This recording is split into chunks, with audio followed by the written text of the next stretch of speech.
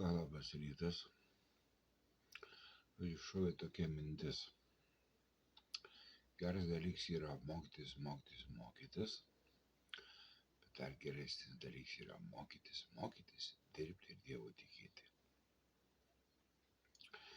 Darbininkas žmogus, tarkim, uždirbantis 1000 eurų, porą šimtų atiduot pensininkam, vaikam, keliam, invalidam, visiems. Tai žmogus, kuris dirba ir aukso verties. Kuo daugiau jis uždirba, tuo daugiau sumoka mokesčių. Vienas gerai uždirbantis žmogus gali išlaikyti porą pensininkų. Labai gerai. O pensininkam tai reikia pensijų. Invalidam reikia pinigų, vaikams reikia pinigų. O ką visiems taip aprūpinti, reikia vadinasi gerų algų, daug gerų algų, daug aukštų algų.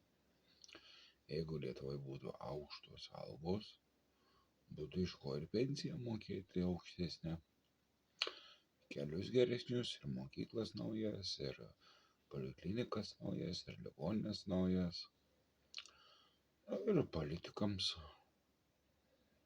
pastatai būtų naujesni. Pats svarbiausias žmogus yra dirbantis žmogus, dirbantis darbininkas. Ar išlavėjas, ar bulkų kepėjas, ar valytojas, ar verslininkas smulkus, ar stambus, ar smulkus. Bet tas, kas uždirba pinigus, tas moka ir mokesčius. O kas moka mokesčius, tas išlaiko sunkiai begyvenančius žmonės. Pašalpas, pavyzdžiui, mokamos iš ko? Iš uždirbtų žmonių pinigų. Todėl tie dirbantys žmonės turėtų būti labai gerbiami. Labai dirbantis žmogus tai didžiausios pagarbos nusipelnęs žmogus. Reiktų gerbti vienas kitą dirbantis, o tie, kurie gauna pašalpas, vidurinius pensijos vaikai, nuo mažens turi pradėti gerbti dirbančius. Va taip. Mokytis reikia, tada aukštesnė alga bus.